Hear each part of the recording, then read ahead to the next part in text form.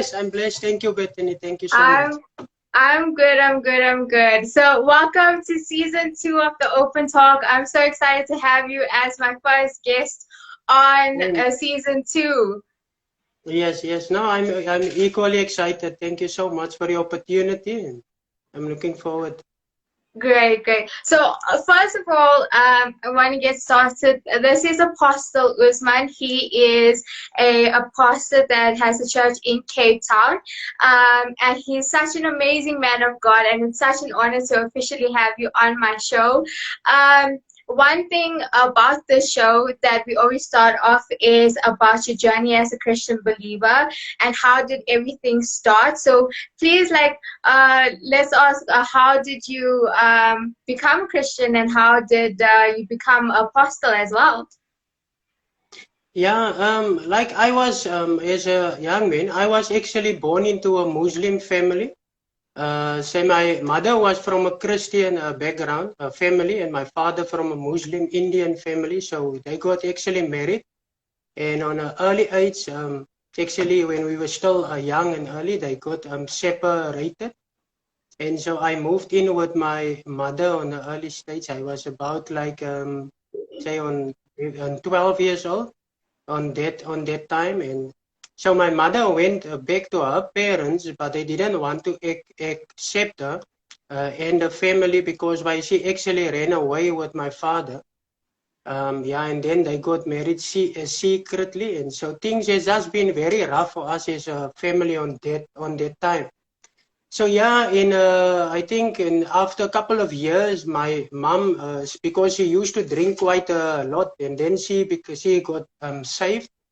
Then after she got saved, things begins to change for the better for her on her side. But I was dealing mostly as a young man with acceptance and trying to fit in here and there. So I actually indulged myself in alcohol with different kinds of wrong friends and all of that. And later on, I was so filled with depression, and I was having anxiety and all of those kind of things. And what eventually happened, that things drive me to a place of committing suicide in my own life, because I'm not now accepted on my father's side or that family. We don't have a close relationship at all. And from my mother's side, it was mostly the same. It was more like my grandmom and my grandfather on those years was still alive. So they were actually okay, accepting us on such certain occasions and so, but I didn't actually fit in. And yeah, at the age of say 25, I started to commit suicide. But before I commit suicide, the moral of the story is like, as I was, there's one day I was sitting in this bean, so with my friends and all of that. And while we were sitting and the jukebox was playing with the loud music in the background and all of that, I was thinking about my life now. This doesn't so normally happen. So I was just thinking about my life, and it looked like I'm having a, like looking from a different view. I have a different view. Now I was looking to my friends and all the others that were sitting there, and I thought, yo, but this doesn't sound right. The way my life is going now, and is this how it's going to end, and all of those things. And then I was looking to them, because I clearly heard the voice of God at that moment, where the Lord was speaking to me, and he said, my son, you have tried everything, but you have never given me the opportunity to be your Lord and your Savior. And so I was speaking then to my friends, and I told them, hey, I heard this voice now, and I said, I think I have to change my life for the better good. I have to turn it around. And they were now laughing, and they said, no, leave that conversation, man, and continue with the drinking and all of that thing. But out of my mouth, that moment came a word. I said, no, next week I'm going to give my life over to Jesus, and I'm going to follow him. And then I'm going to separate from you as friends. And I had a girlfriend on that time also. And I was looking to the girlfriend, and I said, and I don't know about you, but this is what I'm going to do. If you're going to follow, then we can stick together. But if you're not, then I'm going to make this the season. But not knowingly that was how the Lord was dealing with me as a young man. And in that week, that happened on the Saturday. And during that Saturday, says from the Saturday until the next Saturday, in that space of that week, in the space of that 6 days, I've tried 3 times to commit suicide, to end my own life. But the Lord intervened by the 2 times, because I wanted to run into a truck, and so my brother get hold of me. And the other time I was using swords that I want to put in my body, and so they were just taking that off. And then the last time, what I did is I gathered all the pills in the house, and I swallowed all the pills. And while I was doing that, I had I just passed out. But the only thing I know, I had a vision. And in that vision, I wake up in a place that was not nice. It was a very discomfortable place, a place where I was looking and I saw, but this is actually hell, the place where I actually is. On that place, it was so dark and so terrified. But I was looking up, because I couldn't see anything far. I could just, because there's a lot of darkness that was surrounding me.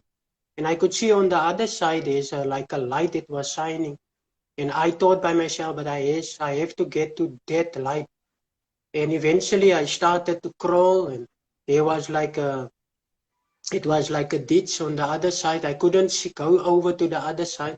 But as I go nearer to where the light is, I could see there was a tree that also burned from this one side, and it was falling over to the other side. But it's a very small tree. It's a very, not a big tree, but it's a very narrow tree. And like a small. And I could see now, for me to go over to that side, the only way is I have to crawl, and I have to hang on the tree so that I can get over to the other side. But before we eventually, to cut the story short, what eventually happened is, when I got into the middle of that tree, so there was no way to turn back, or the only way was the way forward. And in that middle, I've never seen such a huge snake. So the snake was sitting in the tree, curling around it, and he was sitting and facing me with his head. And I was looking very small concerning to the snake. And there's no way that I could pass by the snake. I have to go via that only route, my only way out. And that snake, what remarkably happened, that snake began to speak to me, and he said, for you to go to the other side, you have to come through me. And I was looking at him, and I thought, and I said, there's no way out. And just when I wanted to give up, and I thought, just leave the tree and just fall, I saw from the left-hand side, that is my first visitation that I had with the Lord in person. I saw the Lord come with this radiance of glory, that he was clothed, that light was shining so brightly, and he was clothed in this white cloth with a red rope that was hanging around his waist.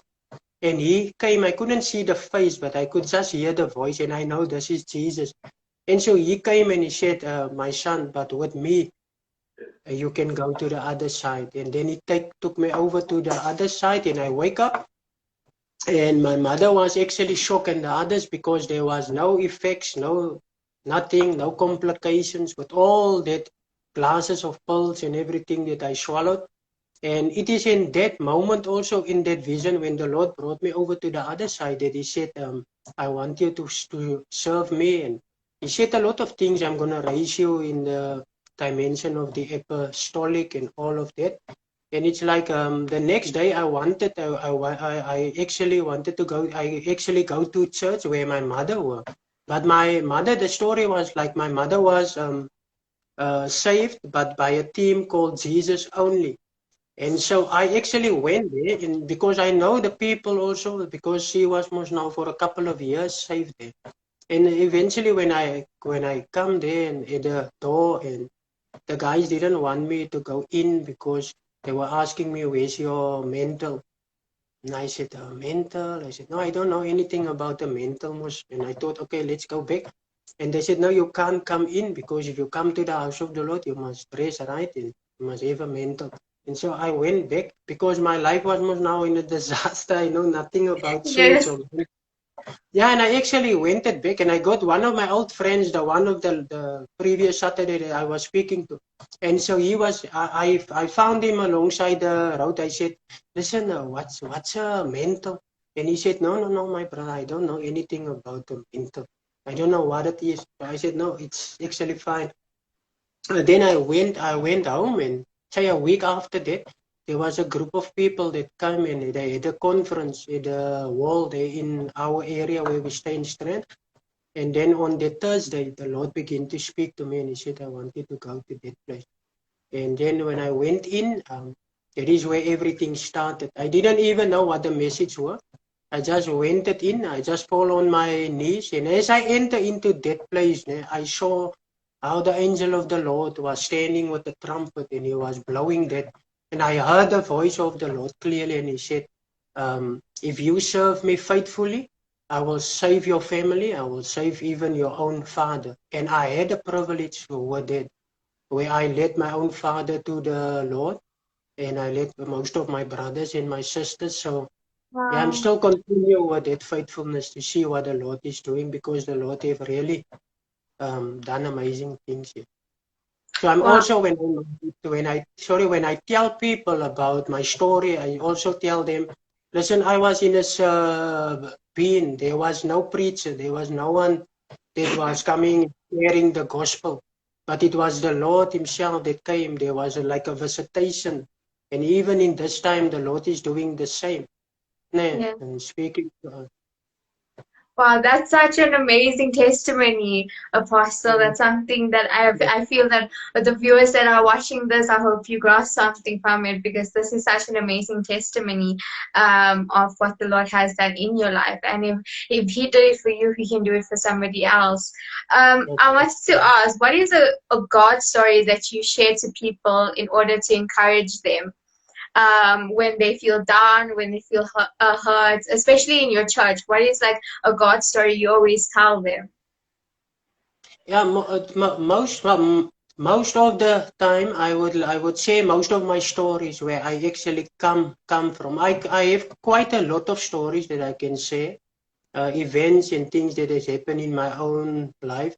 Times that I wanted to give up, times that I feel like I'm going to throw in the towel, and you see, on that times when it was tough and difficult, especially with young people. I have a very passionate heart for young people because I was also a young man and I was always thinking about my own life and thought, yo, why didn't I serve the Lord in an earlier stage? But unfortunately, we never had that opportunity because I didn't have from my family side, didn't have that role models, that people that were serving Christ faithfully. And yeah, we were just raised on our own. So I had to survive on my own terms. Yeah, so I'm actually telling people that God is still God. Although many things may shift and change through the ages, many things have shifted and changed. Things has come and gone, but the Lord is still in control. And if we can just trust Him and with our life and give our life over to Him, because God have a plan for our lives. And if we allow that plan, if we want to understand the plan, we actually need to connect to God. We need to reconcile with God. Yeah. Amen. Yes, that's true. Especially for youngsters, when you're dealing with so many youngsters, how can churches help youngsters? Because I know a lot of church people, a lot of olden day people, it is hard to work with youngsters. They find it very odd. So, what is your advice to pastors and leaders on how to get more youngsters in, especially in this generation and this time that we are living in now? Yeah, youngsters struggle a lot concerning with vision. You see, they have a great battle with vision and understanding who they are and where do they fit into God's plan or God's agenda for their own lives. And it is our responsibility as leaders to engage with such young people. Call them, so like we have an apostolic and a prophetic school where we engage with young people and try to teach them and train them and give them certain responsibilities, accountabilities, and let them run certain things. And this is what we are doing now. And you just begin to trust them, like we have on a with the youngsters now, with our youth. Then they have a different program that they set out, and so you just come alongside them. You engage with other people, other youths to come in, and then you give them the opportunity to just run with everything. because they are the future leaders. And if we don't invest in them, we're going to lose them. And if we lose them, the enemy is also going to open a door where they're going to feel accepted, loved, and cared for. And you see, and so they have to become part of the church. They are part of the church. They were in the Sunday school, in fact. And from the Sunday school, they have learned a lot of things. So now it's opportunity for them to be the role models for the others that's also in Sunday school, and also become part of leadership and giving them that opportunities. There's a lot of mistakes that we as pastors have done in the past, because we also was, I wouldn't say like narrow-minded, because we were also focusing on one stream. This is how it must be, this is how it must be, and this is the way it should go. Until we realize, no, there's a God is speaking, but who is listening? So we just need to listen what God is saying in the season, and give opportunities to our youngsters and the people, and see how they can actually fulfill their God-given mandate also. Amen. And it's like a shifting that needs to take place, especially in this time. A shifting for pastors, and especially a shifting for the church, to bring in new blood and new ways of helping youngsters as well. I wanted to ask you, do you have a devotional time, and what is your time with Jesus, and how do you do your devotions? Especially, how important it is to have a devotional time as a Christian believer? Yeah, to have a devotional time is very important. I think since I started to become a Christian, it was always a huge, because I had visitations from the Lord myself. You know, I was raised then in a church, but in that church they used to do things differently. They were just like, I come from a Muslim background, so I don't know nothing about the word or anything. And then they were calling me and some of the other youngsters that got saved.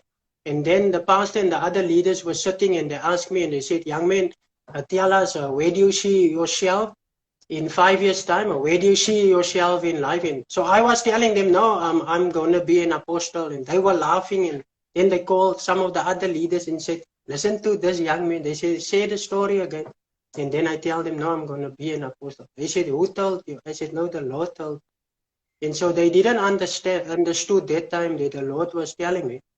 But what I want to say is, like, in that thing, is like, they just tell me on that time, listen, we're going to pray, and then you just follow and you pray the same. But discipleship is very important out of that. How to build a godly altar. It's also vitally important, because where I come from, there was no one that really built a godly altar in my family. As I've navigated and tried to find out, and I couldn't really find one. You see, so it was really difficult, and sometimes there was like a huge struggle to have like this devotional time, because it's looked like a whole generational things is coming against you and want to pull you away from building that altar, the godly altar. And so it was always a huge struggle, and until you come through that thing, you begin to realize the importance of maintaining that godly altar. Because it doesn't depend only on yourself. It depends also, what I actually want to say, it's not only for yourself, but it's also for your whole generation. Your seed, the people that's under you, your children, where they come, where they are going to go and end up. So godly altar is very important. What I did is, like, in my house at the back, I have a place there. So recently I renovated it, and I'm busy building a godly altar place there. I've actually found a place there, and then I cleanse it, and then I anointed it, and then I bless the place, and I bless myself, and I put some items in, like scriptures and wording. It's very important, visuals. And say, when I enter in, you can face a lot of difficulty and challenges, but when you go in there, it's going to be a place where you're going to meet up with the Lord. You see, because it's a place where you actually set up, a place where you call on heaven to come and visit you and show you up-to-date messages and things that you need to actually know. And praying also for your families, and not only for your family, for your friends, people that you are associated with, for your community, and for the nation. So that is how everything really started. So to have a godly altar is very important. Devotional time, time that you can devote yourself, maybe at 3 o'clock in the morning. Some people find it best in the evenings. Some early in the morning, maybe at 4 or at 5. So yeah, it's very important. And Yes. there's a lot of things that shift and change because this is where anointing comes, this is where purpose comes, destiny and calling, all of the things make sense. Yes, amen, amen. It's to be consistent in everything, in every Yes, yes. aspect, to try and be Yeah. consistent in your devotional time. I wanted to ask, um, what do you believe are important qualities of church leaders and pastors to have in this time that we are living? The important qualities, because everybody's looking for a leader, everybody is looking for, a godly leader, whether you are doing something in maybe a helping out in church, a musician, you want musicians or singers or whatever this is. How important, what qualities, important qualities should a leader have in whatever field you are doing? Humility is very important. If we maintain the humility relationship that we have with the Lord Jesus Christ, we will also have that same towards others. And especially other leaders in the church, like you have like the worship leaders or the worship team. And sometimes it's important for you as a leader to engage with the worship team because why what your heart is, where the church is going, they also have to come up to date, knowing, gathering the right songs and maybe let new songs develop. So it's your responsibility to help them also in that regard and just come alongside the leaders. Encouragement is very important, especially for your team, your leaders, because why they are looking up towards you. By the way, you come with that humility alongside them. You also are a leader, but you also know how to submit under them. It's especially if somebody is in a leadership role, responsibility in the worship, and I can just come in because I see one of the members in the worship team is not doing what he must do. I can just come in. I have to come to the leader because I'm also submitting under that leader because that leader has been placed in that specific role and the responsibility is on that leader. Otherwise, I'm going to make the leader weak. So that leader, I have to encourage that leader, that leader, strengthen that leader and say, listen, this is how you deal with this thing. This is your responsibility. So you have to take care of that and make sure that your team function well. So I trust you and I believe you can do it. So there's the different ways. Also with the other pastors, sometimes you get one of the pastors that also have, because we have two natures, the lamb and the lion nature. So sometimes you see this one is just bringing out the lion nature and is actually driving people away from him and instead of let people come and draw from him. And so then you have to engage in that area as well. So you must be very flexible as a leader also. And as a leader, that humility is very important. That compassionate is very important, to have compassion with others also. Sometimes what we hear as visionaries or as the deputy authorities, how I call what God have appointed over the church, we see things, we hear things that others don't see and hear. So we are not on the same base yet. We have to build towards that. You have to draw them up. So you have to, by encouragement, by compassion, by that form of humility, and by that genuine love, it's also important. The characteristics that they normally look to you as a leader is the way you treat your wife. It's very important as a leader. That loving respect you have for each other, and also the way you treat your children, because why there's a lot of eyes that is on you as a leader. You see, so that is very important that you have to maintain that. And I always tell my other leaders, I said, especially the men, I said, um, the only requirement God have for you as a man is to love your wife.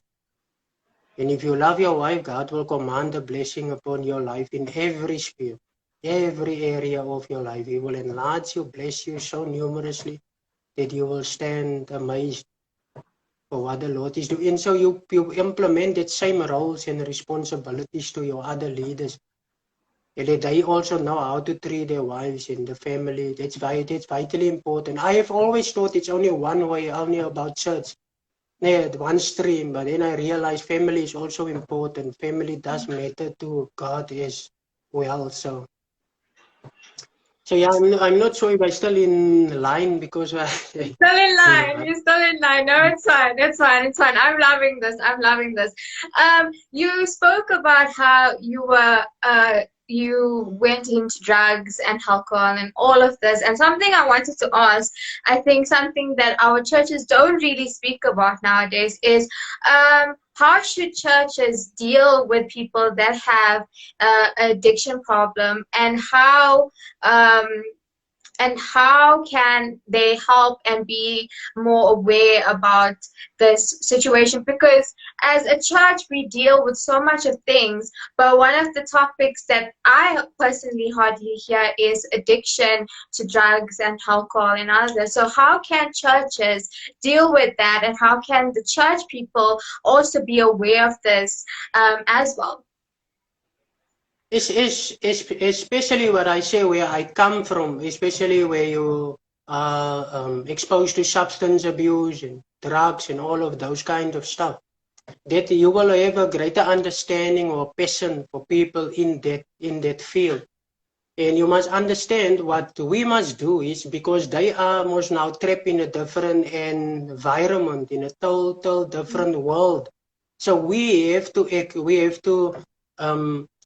expose them to the presence of God, that they feel accepted, loved, embrace them in such a way that where we begin to find out what does they do except the drugs, but what else are they good in? What is the speciality that they are in? What is the skill or the ability that they have? And then when you have that, you begin to embrace them and you make them part of a system. So I will not say like a system, but we call it, say for now, a system. You make them part of a system or part of a family, that they may feel accepted. Because while you are in drugs, you also have like your family reject you, they don't trust you, they are ashamed of you, and you feel now in that way you go out of your shell, because why you do everything you do is just to get attention, but no one is giving you attention. And the more they go into their drugs things, and the more they do it, the more addicted they become, and the more they begin to give themselves over to their drugs and things, and they have no more vision for their future, no more hope in anything. So when we engage with such people, it's our responsibility to make them feel accepted and loved. Because normally what I have experienced, especially if you deal with a person that comes out of drugs, and then you feel, hey, this I must hide this, I must hide it in their presence. They can easily feel, are you comfortable or you're uncomfortable? Are you looking over your shoulders the whole time? Yeah, I must hit this because they're going to steal this or they're going to take that and take that. But you know about that, but most of the valuable items, you just get it out of the way. But then you give them opportunity to experience the love, the genuine love of our Father. And also out of that, you make them part. If they see this guy is great, you know how to do music, you bring him in and say, listen, I want you. Say if we have a certain program, don't you come? We have practice. Don't you want to be part? You make sure you visit them. You give them an opportunity. Make sure they are okay. And this is what we normally do, because in our church we have like now we have a lot of youngsters that comes recently out of drugs, in this time that they've came to the Lord in this season now. Most of the youngsters, they didn't, when I was preaching on a Sunday, they didn't give their life. Some of them gave their lives to the Lord on that Sunday, but the others went home. Then they came on a Monday. They were phoning me, where are you, Apostle? I want to come and see you.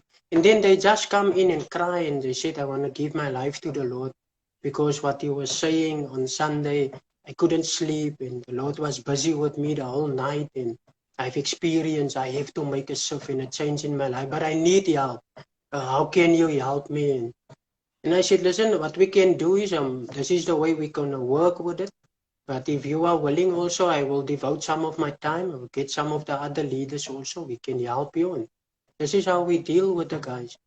And we really cover them. We don't expose them before others until they are ready to share their own testimony, to see where they come from. So it's our job to protect them and cover them, and then develop them and train them and nurture them until they are ready to come out of it. But we have youngsters now. We have one that comes out of the prison also. He was a 28 gang member in the prison, out of prison, selling drugs, all of those things. And that young man is on fire. He's Wow. really on fire. Some of the others also, they are running the youth now. They also come out of drugs and that.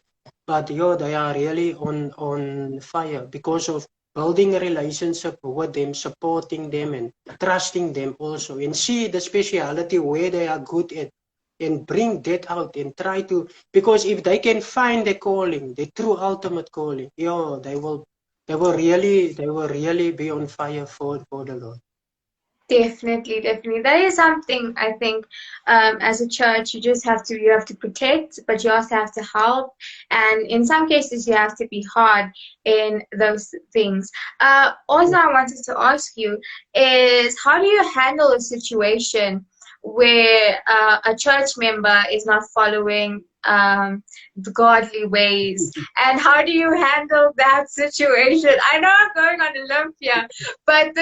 this is a topic that I think a lot of pastors and leaders find it hard to deal with in some cases, and they just like slide it away and say, you know what, leave the person, everything will be fine. So how do you handle types of situations like that? Yeah, normally I would say it depends, ne? If that person have come under your preaching, ne, to come to the Lord, then it means they have been under your leadership, under your mentorship, under your guidance for quite a long time. So you would do your utmost most best to really deposit in such people. You see, so it will be on a different scale. You get that group of people that will really, as you build enough vision within in them, they will know and understand what the vision is. But normally, then you get other people from other church that comes maybe from other churches that were or under different fathership or mentorship or leadership. Then they came also into the church, so they have a different view, a different understanding, a different way, and loose ends maybe that they were doing things, and so then the disciplinary code will be much different. You see how you handle people. But normally, what I also understand is because where I come from a church background, it's like that people were very strict. If you don't come to church, they will throw you out. And if you don't walk according to the church schedule or everything and that, they will just place you on a sensor or thing on whatever and said, now you don't participate in this, you don't do this, and you don't do this. So it was more like a set of religious rules and everything and that. But we have a loving relationship with our Father. And so we have to expose people continuously to the genuine love of what the Father has for them. And that is how you reconcile and get your brother back or your sister back. And it's also like if you see now, there's a leader, it's important if you see people is not attending church for quite a number of time. It's your responsibility to maybe if you can't go, tell the other leaders, you have to go and find out or give them a call. Say, what is happening? Are you okay? Where can we help? Is there any area that you may be struggling with something or so? Then you come alongside them. I normally, when we come to such an area of dealing with people that's not walking according to the biblical standard and all of that, and you see they're going astray and doing their own things. What I do in our church, the vision and the mission is written out, and I also made like the things that you can put into your Bible where the vision and the mission is. So I communicate vision quite a lot with our people so they can understand what the vision and what the mission is. And whenever he's like that one day we had like two people in the church that they were not communicating well with each other. So because they had a lot of differences and things, and one of the others also, there was also three more that wasn't attending church, and they were just coming as usually as they want to come and go. And I heard, okay, they were doing a lot of these things on the outside. And so I was just calling them in, and I took all 5 that day. And I said, listen, what we're going to do now is and I took them there and I put them in front of where the vision is. I said, I want you to read that vision. I want you to read the mission. And after they have done that, I said, now you see, if you read that mission, are you still in line with that? And all of them just broke out in tears and they said, no, we're sorry. Wow. Yes, we are not in line. I said, you see, because this thing is clear. I don't even need to come and tell you, you know this. And if you begin to follow that, you will know if you go wrong, if there's certain things that you don't disagree with. We will always disagree with certain things, but it's the way how we handle it. And it is very important, yeah. Yes, definitely, definitely. What steps have you taken to guard against moral failure? Because moral failure is a thing that I think everybody deals with. So what steps have you taken to like guard yourself against that? And do you have any tips for people who are scared of failing? Yeah, I would say like in this regard, it has to do with a vision. Vision is very important. I shall say a man with no vision is a man with no future. Man with no future normally turn back to his old ways or old self. So vision is really important that we have to keep the vision alive. I am very concerned. I'm very stuck towards vision. You see, because vision makes you actually that you have a positive outlook on life. You know there is challenges. You know there's difficulties. You know there's opposition. You know there's a lot of things going on. There's a lot of transitions that is taking place. But throughout all of that, you have to maintain the vision that God has given you. And as you maintain that vision, it means you continue to speak positively. You see, to have a positive mind and a positive outlook on the way of life. And although the way things is actually going, sometimes you as a leader, you deal with lack, you deal with sickness, you deal with many of that, you deal with losses. But through all of that, you have to know God is still God. He's still on the throne. He still have a good purpose and plans for your life. So that is how you continue to motivate yourself. Because sometimes as a leader, you have no one else to give you a pat on the shoulder or to motivate you. So you have to learn how to strengthen yourself in the Lord. How to give yourself a pat on the shoulder. How to encourage yourself. You see, and how to genuinely love yourself. And if you do that, it is the ultimate thing is normally, like I would say, that people normally struggle with is finding peace with God. In the moment when you find peace with God, you know God is not here to bring you down. God is not here to bring disaster on you. He's here to uplift you. He's here to bless you. He's here to heal you, to do whatever He want to do for you as His son or His daughter. So that will then give you a different perspective and a different view of who God is.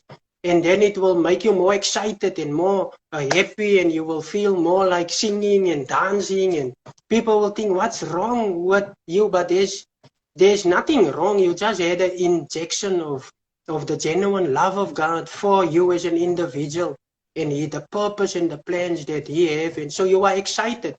And now the journey becomes more excited, because you know the journey have difficulties, but you know it's more excited because you know it is all through the difficulties and things. It is that it's part of the process. You hold on to the vision, but you trust the process, because you know the process may be difficult, but you know I'm trusting it. I know God is doing something, and I know God is speaking, and I know God is up to something. And you see, and that is how I understand them, like the sons of Issachar, né?